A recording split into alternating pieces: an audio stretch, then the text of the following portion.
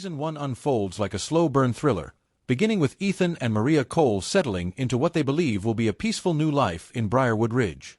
The neighborhood is quiet, the lawns are manicured, and the HOA brochure promises security, order, and community. But the illusion cracks on their third week, when a loud knock shakes their front door late at night. Two men stand outside wearing police-style uniforms, but nothing about them feels right. Their badges look like cheap props, their belts mismatched, and there's no car in sight. They claim they're responding to a noise complaint. Ethan is confused. He and Maria were asleep.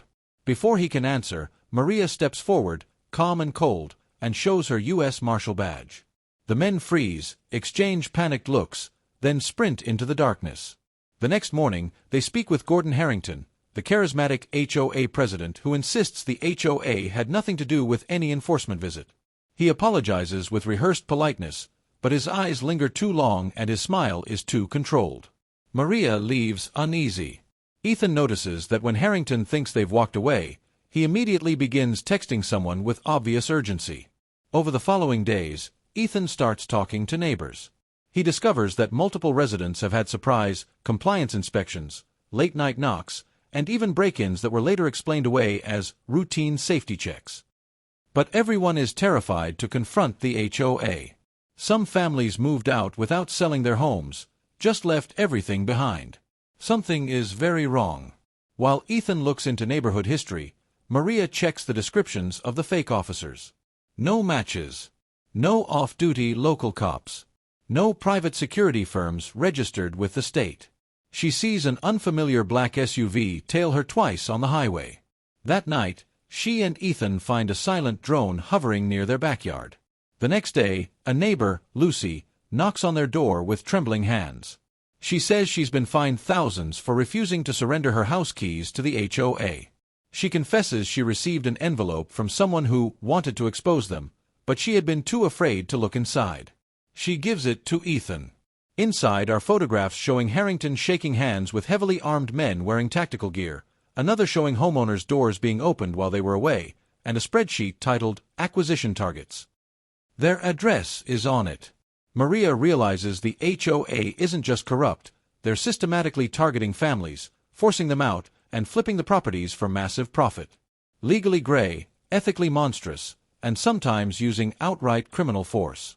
Maria tries to bring the evidence to her supervisor, but the response is cautious and political.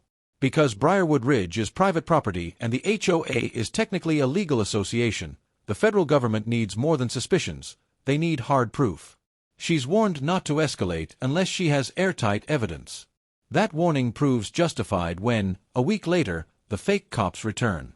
This time there are 4 of them. They march onto the Coles property and shine flashlights into their windows. Maria confronts them from the doorway with her sidearm drawn, badge in hand. The men scatter like startled animals, jumping into 2 cars that peel away. Maria now knows they're watching her and won't stop. Meanwhile, Ethan manages to gain entry into a closed HOA meeting by using a neighbor's proxy vote. Hidden behind a decorative column, he overhears Harrington reviewing Phase 3 acquisitions.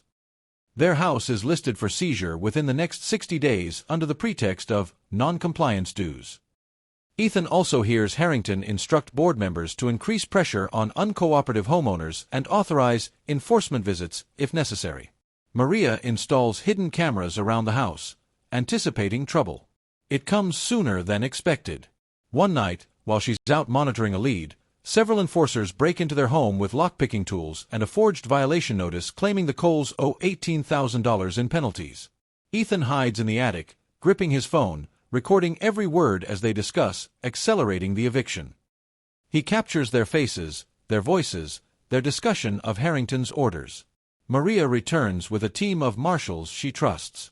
With Ethan's recordings, the photographs, and proof of impersonating law enforcement, they stage a coordinated operation at the HOA office. The confrontation is tense. Harrington's hired men attempt to flee, only to be intercepted. Harrington blusters and threatens legal action until Maria reads him his rights. The look on his face when he realizes Ethan recorded everything is almost worth the months of fear. In the aftermath, federal investigators uncover a massive real estate fraud ring using HOAs as a front across multiple states. Briarwood Ridge residents finally feel safe enough to speak openly. Harrington's empire collapses. Ethan and Maria become minor local heroes, though they want nothing more than to disappear back into a normal life. Weeks later, as they settle into restored peace, a letter arrives in their mailbox. No return address, no stamp, hand-delivered. Inside is a single sentence printed on plain paper. You disrupted a regional chapter. There are others. Underneath is a list of HOA names from all over the country. Maria and Ethan stare at each other, realizing the conspiracy wasn't localized, it was national. And someone out there knows exactly who they are.